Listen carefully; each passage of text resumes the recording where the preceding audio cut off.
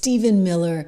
There's no one better than him on this issue. He has spent a ton of time studying the law on this. He knows it inside and out, and he got into it with the Fox anchor. I think the Fox anchor was like, oh my gosh, I didn't know this was coming. But anyway, he's like, hello, the guy's from El Salvador.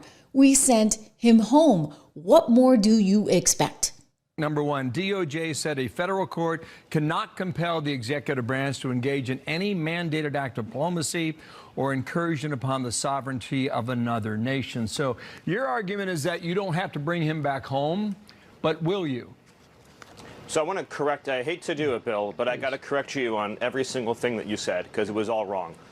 First, we won the Supreme Court case, clearly, 9-0. A district court judge said unconscionably that the president and his administration have to go into El Salvador and extradite one of their citizens, an El Salvadorian citizen, so that would be kidnapping, that we have to kidnap an El Salvadorian citizen against the will of his government and fly him back to America, which would be an unimaginable act and an invasion of El Salvador's sovereignty. So he appealed to the Supreme Court, and it said clearly, no district court can compel the president to exercise his Article 2 foreign powers in any way whatsoever. DOJ called me after that Supreme Court ruling, and they said, this is amazing. We won this case 9-0. We are in excellent standing here. So this has been portrayed wrong for 72 hours in the media. They said the most a court could ever compel you to do would be to facilitate return, which would basically mean if El Salvador voluntarily sends him back, we wouldn't block him at the airport. We would put him back into ICE detention, and then he would be deported either back to El Salvador or somewhere else. The Supreme Court said that is the most the government can be expected to do. So we won the case handily.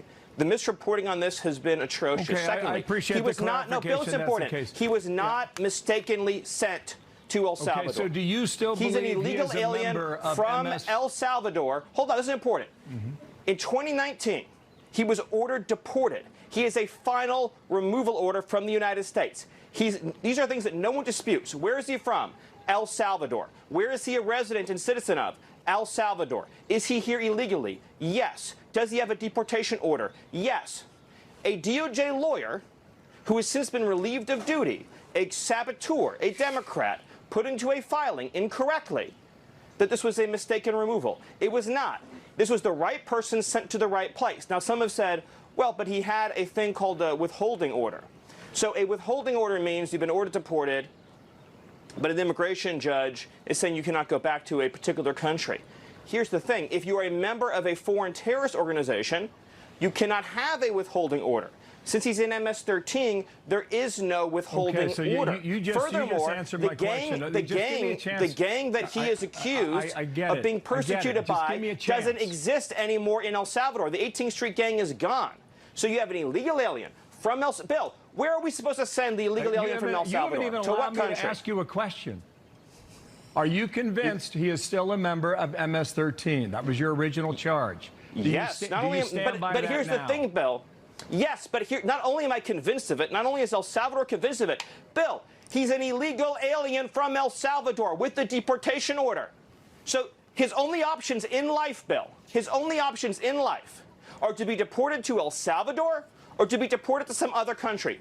That's it. He has a deportation order. So, Bill, you tell me, what country should we deport him to? Tell me, please. Tell me. So Marco Rubio on Sunday morning said this. On Saturday night, another 10 criminals. And that's the end of it. Hey, listen, if you've already seen that here on this show with me, thank you for humoring me. But I just think that he does such a good job at breaking that down. In other words, what else are you supposed to do with the guy?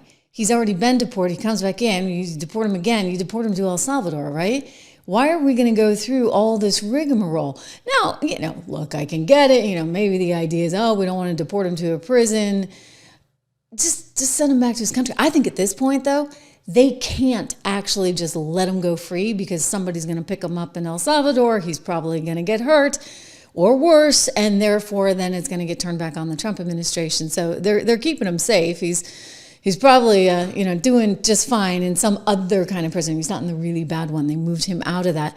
In the meantime, we've got this whole thing going on with the Supreme Court, which I got to tell you is a bit of a showdown at this point. You've got these illegal Venezuelans here in this country that are believed to have an association with a group that the administration is deeming a threat to the country, TDA, and the Supreme Court now blocked an order over the weekend that would have allowed for their deportations using that 18th century wartime law, basically the 1798 Aliens Act, which enables the President of the United States and the Secretary of State to say, okay, you know what, these people are threats to our country, and as a result of that, we are going to deport them because they represent a direct assault to us. Now, in the brief order, the court directed the Trump administration not to remove the Venezuelans held there in Texas at the detention center until, quote, further order of this court. It is just temporary. You had Clarence Thomas and Samuel Alito dissenting in this one. Basically, it came from the ACLU, right? They had gone in and they were contending that the immigration authorities appeared to be basically moving people out of the country on the Aliens Act, Enemy Act 1798, and they said they can't do that, even though, of course, the Supreme Court said they could. And that's actually what Stephen Miller was just explaining.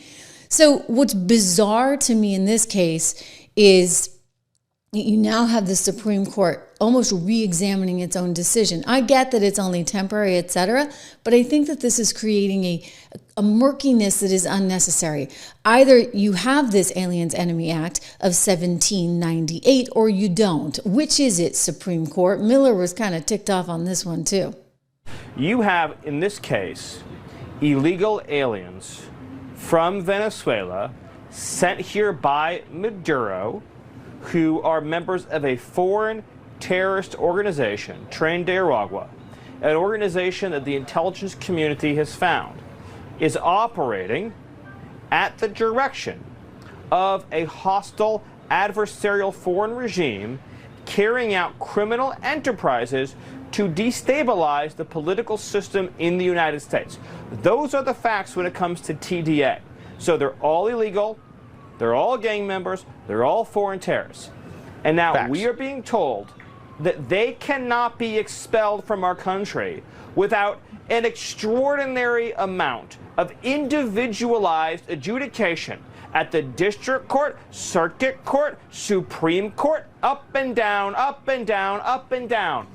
No American citizen receives this level of so-called due process. Because it isn't due process. This is called infinity process to keep you here forever. Yeah. That's what this is. Oh no, it's crazy. No American citizen charged with a crime, with a serious crime inside the United States, a U.S.-born American citizen receives this kind of process.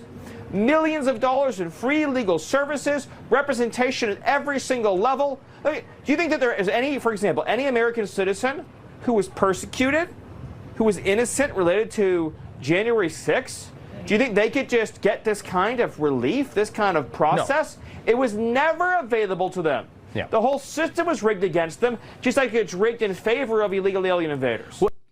You know, you gotta hear him out on that one, right? Because you think about where we are in this moment in time, what we went through, for example, with J6, and those people not being able to get any, like, it was just bureaucracy on steroids. And now suddenly everything gets expedited right up to the Supreme Court, and the Supreme Court says, oh, okay, we're going to wait on this one. Like, what is going on? Someone is here illegally. Then they are believed or suspected to have committed a crime, and you can't deport them? Like, you lost me, all right? What do you think you have laws and borders for? This is happening in New Hampshire right now, my home state. Take a look at this, everyone. Wow. Chinese non-residents guilty of hacking and stealing millions of dollars worth of gift cards. That's a new one. They got millions of dollars worth of gift cards, and they went in and bought stuff from retailers and electronics, sent all that stuff back home to China. And so they were discovered, they were found out. You have the U.S. Attorney's Office in the district of my little home state of New Hampshire picking these guys up and sentencing them to federal prison for participating in a fraudulent gift card conspiracy involving the purchase and exports of Apple products to China. So these Chinese nationals were here In some cases, unlawfully. Okay, Maxine Wu, 26 years old, Chinese national, unlawfully residing in Nashua, gets 33 months in prison and 1 year of supervised release. Another one residing in Nashua was sentenced by the judge to 60 months in prison, 1 year of supervised release. Then you get a 28-year-old, a Chinese national, unlawfully residing in Brooklyn, New York, was sentenced by the judge to 24 months in prison and 1 year of supervised release. Earlier this year, the defendants each pled guilty to conspiracy to commit wire fraud. All three defendants faced deportation to China after completing their sentences. Excuse me? So they're here illegally. They commit a crime. They go to jail where they get 3 squares a day and, exercise and, knitting programs and the whole bit, courtesy of the New York, well, in this case, federal taxpayer, New Hampshire, New York. But these are federal prisons that they're going to. So I'm sorry, why aren't they just gone out of the country, no longer our responsibility and no longer allowed back in? There's some kind of messed up breakdown here. Once you come here, you don't have to leave. You're entitled to all these processes before you actually are sent home, and you get to break the law, and then you get to go to prison here in the U.S. I mean, come on. All right, that has to change. It will change. It has to change. You get a lot of people that are working on it right now. Sometimes we think it can't happen fast enough, right? Quick shout out to the markets. We love this. Did you see the stock market today?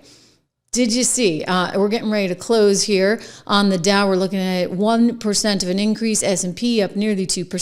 NASDAQ up over 2%. So this is really, really some exciting stuff. I mean, this is third day of major gains. So we love seeing that. You can learn more about the markets at my website, 76research.com. Use code word dollar so you can get the 76 report for just $1 a month for the first 2 months.